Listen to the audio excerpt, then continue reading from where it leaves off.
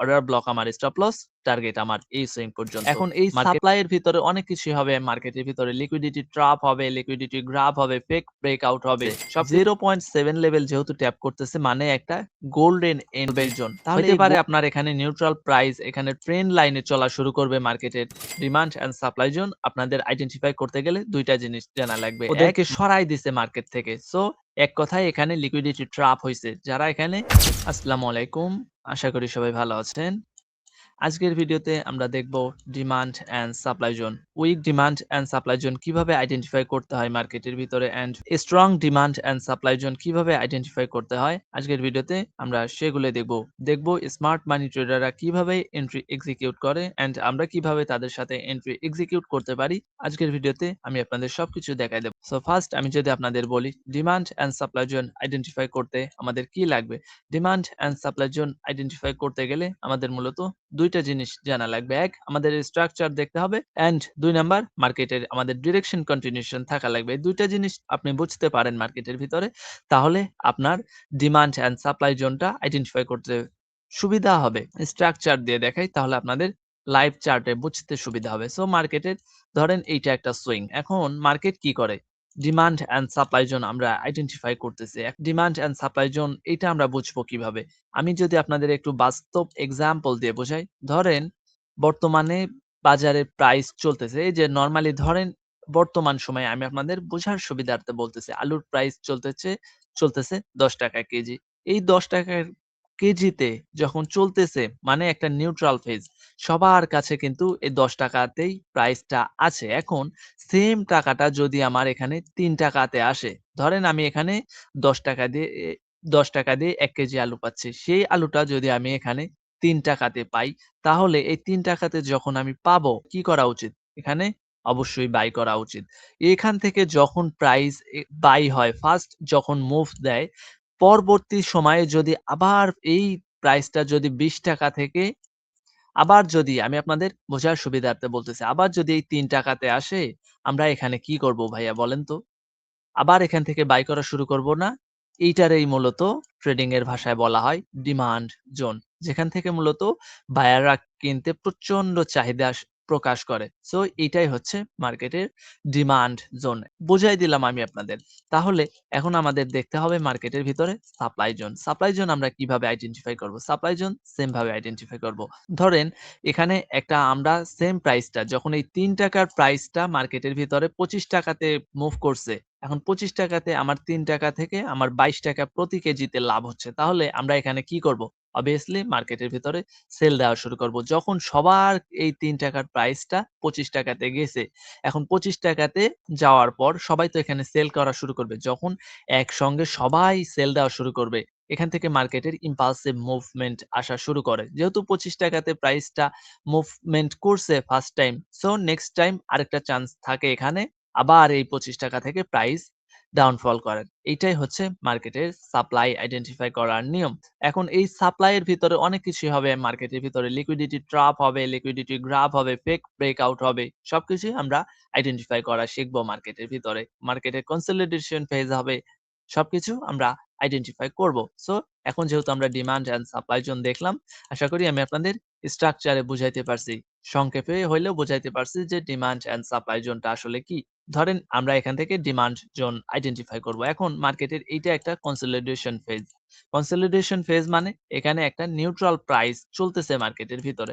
এখন neutral trend লাইনে চলবে। হইতে পারে আপনার এখানে নিউট্রাল প্রাইস এখানে ট্রেন্ড লাইনে চলা শুরু করবে মার্কেটের।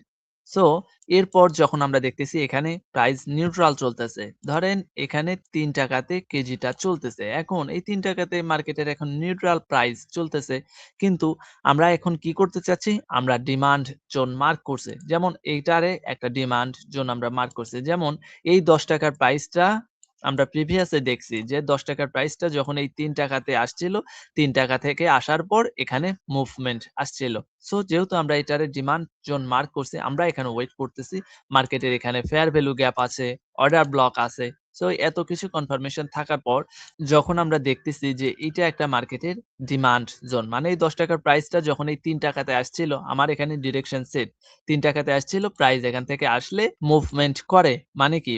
বড় ধরনের মুভমেন্ট নিয়ে আসে। সো যখন বড় ধরনের মুভমেন্ট এই জোনটাতে আসে, কারণ কি? এখান থেকে মুভমেন্ট কেন করবে? এই ৳১০ তে যারা কিনছিল, এদের সবার স্টপ লস মার্কেট এখান থেকে হিট করাইছে। কারা? বড়, বড় institutional, hedge fund, mutual fund, এরা স্মার্ট মানি ট্রেডাররা ওদেরকে সরাই দিছে মার্কেট থেকে। সো এক কথায় এখানে লিকুইডিটি ট্র্যাপ হইছে। যারা এখানে বাই করছিল ইনডিউসমেন্ট ট্র্যাপ এ পড়ে গেছে।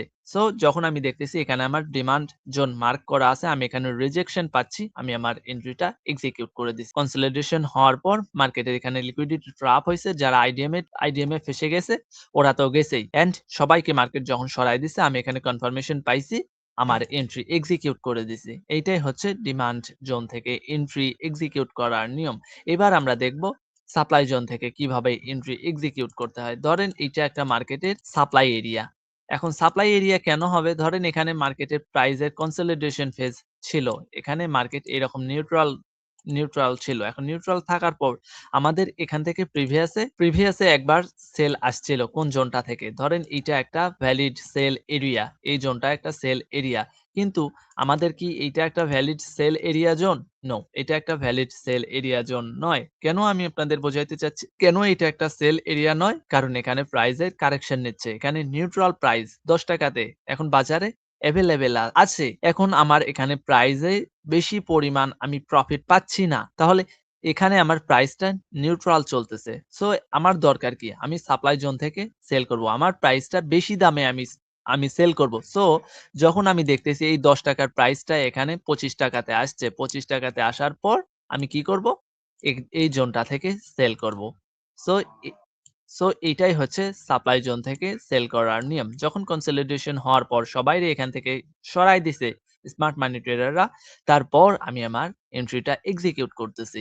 সো এইটাই হচ্ছে ডিমান্ড অ্যান্ড সাপ্লাই। এখন আমরা লাইভ এক্সাম্পল দিয়ে দেখব মার্কেটের ভিতরে। হ্যাঁ, দেখেন মার্কেটে এখানে ভালো পরিমাণ আপ ট্রেন্ড চলতেছে। এখন আপ ট্রেন্ড যেহেতু চলতেছে, তাহলে আমাদের মার্ক করতে হবে যেখান থেকে ভ্যালিড বাই অথবা সেল জোন হইছে এমন একটা জোনকে আমাদের আইডেন্টিফাই করা লাগবে। উইক জোন আইডেন্টিফাই করব না। যেখান থেকে আমরা কেন আমরা একটা ভ্যালিড জোন আইডেন্টিফাই করব? কারণ এখানে আমরা স্ট্রাকচারেই দেখছি যে ৳২৫ যখন ৳৩ র প্রাইসটা ৳২৫ তে ঠেকছে, ওখান থেকে যেহেতু সেল আসছে, পরবর্তীতে আবার সেলাররা ওই জোনটাতে অ্যাক্টিভ হওয়ার ট্রাই করবে। সো যেহেতু দেখেন এই একটা জোন, এখানে কিন্তু একটা ভ্যালিড পরিমাণ বাই হইছে।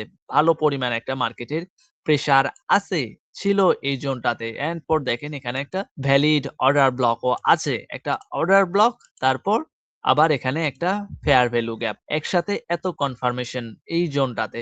এখন এই ধরনের কনফার্মেশন গুলো থাকার পর যারা এই জোনটা থেকে বাই করছে, ওদের টার্গেট কোথায়? এই সুইং পর্যন্ত। কিন্তু মার্কেট কি ওদের প্রফিট দিছে? নো। এখন পর্যন্ত ওরা প্রফিট বুক করতে পারে নাই। কারণ আমরা বাই করব আসলে কোথায় থেকে? ডিমান্ড জোন থেকে বাই করব।